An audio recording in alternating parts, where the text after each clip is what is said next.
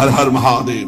वो एक चुल्लू जल से, एक बिल्व पत्र से, एक अकौड़ा धाक और धतूर का फल, इतने से ही वो प्रसन्न हो जाते हैं। बड़े औधर दानी है, बड़े आशुतोष है।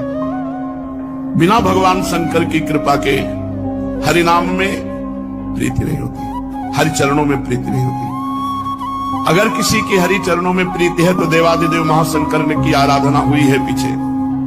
बड़े बड़े महापुरुषों के जीवन चरित्र में पाया गया कि शिव आराधन में तत्पर रहे।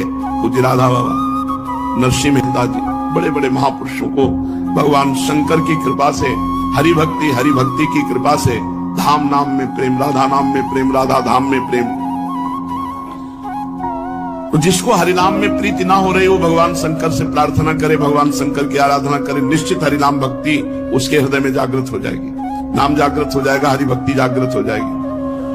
अयोध्या वासियों से भगवान श्री राम बैठाल करके हाथ जोड़ के कहते हैं, और वो एक गुपुत मत सब ही कहो कर जोरी, शंकर भजन बिना नर भगति न पावई मोरी, जा पर कृपा न करही पुरारी, सो न पाव मुनि भगति हमारी। शिवद्रोही ममदास कहावा, सो नर मोही सपने हूं नहीं भावा। भगवान श्री राम जी के हे अयोध्यावासियों, मैं हाथ जोड़कर सबसे प्रार्थना करता हूं, एक अपने मन की गुप्त बात कहता हूं। भगवान शंकर के भजन के बिना कोई मेरी भक्ति नहीं प्राप्त कर सकता। अगर कोई भगवान शंकर से द्रोह करे और मेरा दास कहलाए तो स्वप्न में भी मुझे वो अच्छा नहीं लगता। जिस पर भगवान त्रिपुरारी महादेव जी की कृपा नहीं होती वो मेरी भक्ति को प्राप्त नहीं होता।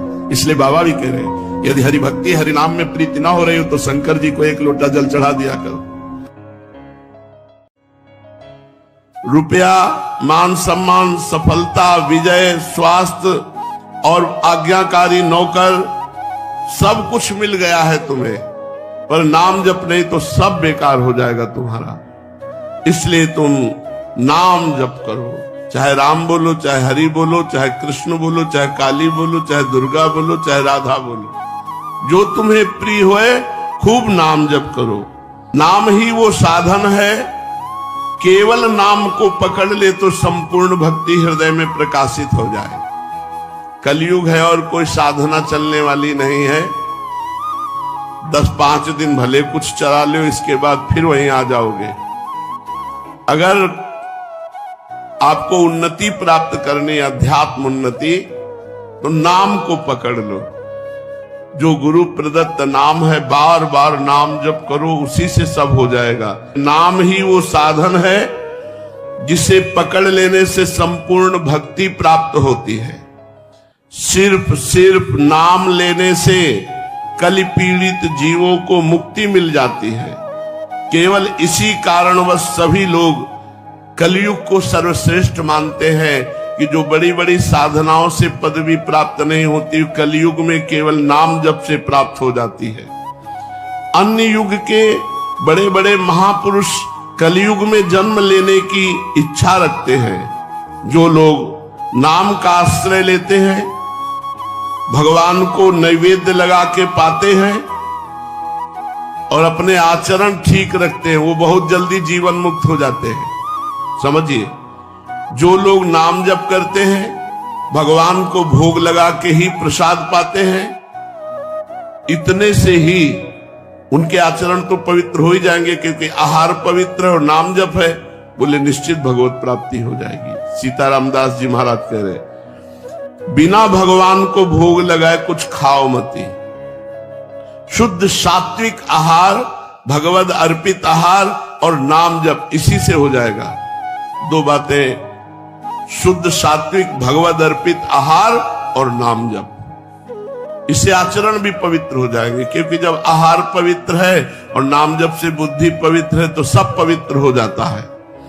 जो व्यक्ति सदैव नाम स्मरण करता है और पराई माताओं बहनों की तरफ गंदी दृष्टि नहीं रखता, पवित्र भोजन कर। लेकिन पहली पूजा गुरुदेव की, जब हम पूजा करने के लिए बैठे तो पहले 2 पुष्प गुरुदेव के चरणों में अर्पित करके साष्टांग प्रणाम, फिर उनसे अनुमति लेकर के श्री जी की सेवा प्रारंभ करें। यदि पहले गुरु को प्रणाम और वंदना और पुष्प अर्पित नहीं किए तो गुरु पूजाम बिना देवी इष्ट पूजाम करोति यः मंत्रस्य तस्य तेजांसी हरते भैरव स्वयं।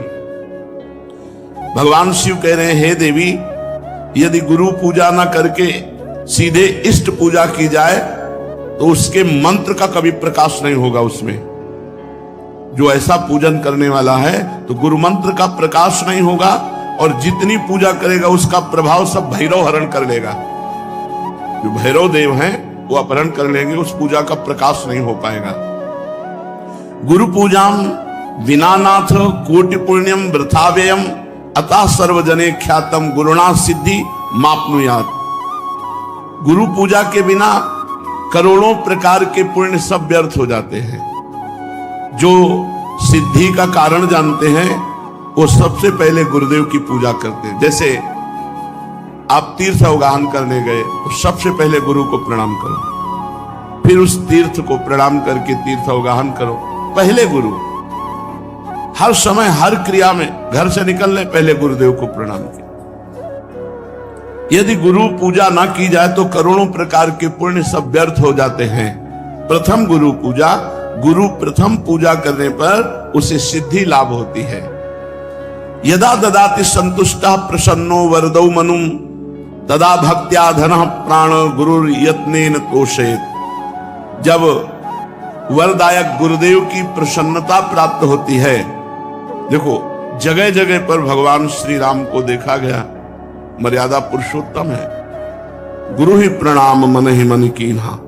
जब जा रहे हैं धनुष की तरफ तो प्रगट में प्रणाम करके आज्ञा लेकर जा रहे हैं, और जब वहां धनुष भंग करना है तो उठाकर पहले गुरु की तरफ देखा और गुरु ही प्रणाम मन ही मन कीन्हा, और फिर धनुष भंग कर। एक एक कदम पर भगवान श्री राम गुरु की आज्ञा के अनुसार चलते हैं। हमारी हर चेष्टा गुरु को सम्मुख करके होनी चाहिए। जो अपने गुरुदेव को प्रसन्न कर लेता है, संतुष्ट कर लेता है, उसके गुरुदेव सर्व सिद्धि कारण प्राण बन जाते हैं। गुरुदेव प्राण हो गए, अब कौन सी सिद्धि बकाया रह गई। भोग्य भोज्यानि वस्तूनि गुरुवे चा समर्पयेत तच्छेषमिति संचित्य चानुभूयात सुरेश्वरी। हे देवी, सभी भोग, सभी भोज्य वस्तुएं जो गुरुदेव को अर्पण करता है और फिर गुरुदेव की जूठन पाता है, अगर गुरुदेव समीप नहीं है तो उनकी छवि विराजमान करके भाव से गुरुदेव को भोग लगावे और फिर उनका उच्छिष्ट प्रगट मान करके पावे कि मेरे गुरुदेव ने पाया है। इस उच्छिष्ट पान मात्र से समस्त सात्विक वृत्तियां उदय हो जाती हैं। गंधैर मालैश्च चारवंगी पूजयेत सर्वदा गुरुम। हे सुंदरांगी देवी, जो गंध से, माला से, अन्य वस्तुओं से गुरुदेव की पूजा करता है, अगर गुरुदेव प्रगट में नहीं मिलते हैं तो उनकी छवि विराजमान करके ठीक वैसे ही भाव से करो जैसे प्रगट में गुरुदेव की पूजा कर रहे हो। हे देवी, जो व्यक्ति अपने गुरुदेव की निष्कपट भाव से सेवा भक्ति करता है और उनका जूठन पाता है, महाप्रसाद, तो जितने तीर्थ आदि हैं, जितने व्रत आदि हैं, उसको कुछ करने की आवश्यकता नहीं। सब तीर्थों का फल, सब व्रतों का फल गुरु को पूजन करके, उनको भोग लगा के, उनका उच्छिष्ट पाने से प्राप्त हो जाता है। हे देवी, श्रुति कहती है कि भोग मोक्षार्थियों के लिए, ब्रह्मा विष्णु महेश्वर के पदाकांक्षियों के लिए केवल गुरुदेव की भक्ति ही एकमात्र उपाय है, अन्य कोई मार्ग नहीं। गुरु भक्ति के द्वारा असाध्य साधना भी साधित हो जाती है। जो असाध्य साधना है वो भी साधित हो जाती है।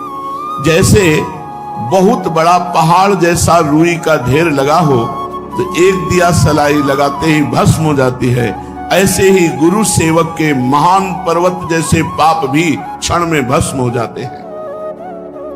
जो शिष्य महात्मा गुरुदेव का सेवा, शुश्रूषा, आज्ञा उनके परायण रहता है तो उसे अन्य कोई साधना नहीं करनी पड़ती। वो केवल गुरु सेवा कृपा कारिणी बन जाती है और वो समस्त सिद्धियों का लाभ प्राप्त कर लेता है। उसके पाप क्षय हो जाते हैं, पुण्य राशि वर्धित होती है, सब काम उसके अलौकिक ढंग से होने लगते हैं, सब काम अलौकिक ढंग से होने लगते हैं। गुरु कृपा ही केवलम। हे देवेशी, दुख मलिन पतित तभी तक रहता है जीव जब तक वो गुरुदेव की भक्ति नहीं करता है। यदि गुरुदेव संतुष्ट ना हो तो कितनी भी बड़ी साधना कर लो, ना तो ब्रह्मा सहयोग करेंगे, ना विष्णु सहयोग करेंगे, ना महेश्वर।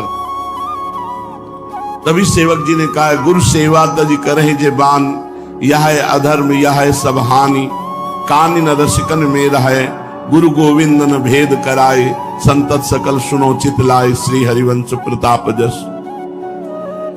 गुरुदेव जिस पर संतुष्ट हो जाते हैं तो तीनों देव उस पर संतुष्ट हो जाते हैं, ब्रह्मा विष्णु महादेव, और संपूर्ण मुनि योगी सब संतुष्ट होकर उस पर अनुग्रह करते हैं जिस पर गुरुदेव प्रसन्न होते हैं।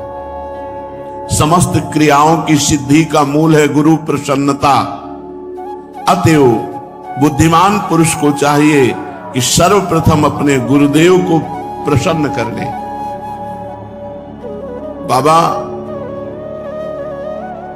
एक एक सेवा का आप जब वर्णन करते हैं तो सुनकर के एक अपार आनंद हमारे हृदय में हो रहा है, एक नवीन उत्साह प्रकट हो रहा है। साथ ही मैं अच्छी तरह से समझ गया हूं कि गुरु सेवा करने से मुझ सरीखे श्रद्धा भक्तिहीन प्राणी को भी परम पद मिल जाएगा। हाँ, तवा दारतिम भय शोको लोभ मोह भ्रमादया, यावन नायाति शरणम श्रीम गुरुम भक्तवत्सलम। तभी तक पीड़ा भय शोक रोग लोभ मोह भ्रम ये साधना में विक्षेप डालते रहते हैं जब तक भक्तवत्सल श्री सदगुरुदेव भगवान की शरण नहीं ग्रहण की जाती। अधिक क्या कहूं, यदि गुरुदेव संतुष्ट हो जाएं और कह दे कि जा तो मुक्त हो गया, तो इस बात को भगवान भी नहीं काट सकते। बस ये बात तो कह रहे भगवान भी उस बात को नहीं काट सकते। यदि गुरु कह दे कि जा तो मुक्त हो गया, बस मान लेना चाहिए मैं तो मुक्त हो गया, मेरे गुरुदेव ने कह दिया।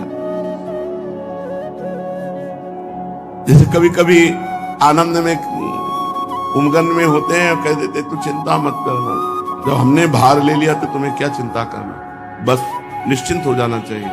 कि जब गुरुदेव ने कह दिया कि हमने भार ले लिया, तो जब उन्होंने ले लिया, पर जीव देहाभिमानी है, वो इसे विनोद समझ लेता है, इसे व्यर्थ बात को समझ लेता है। ये भला ऐसे इनके कह देने से मुक्त हो जाएंगे क्या?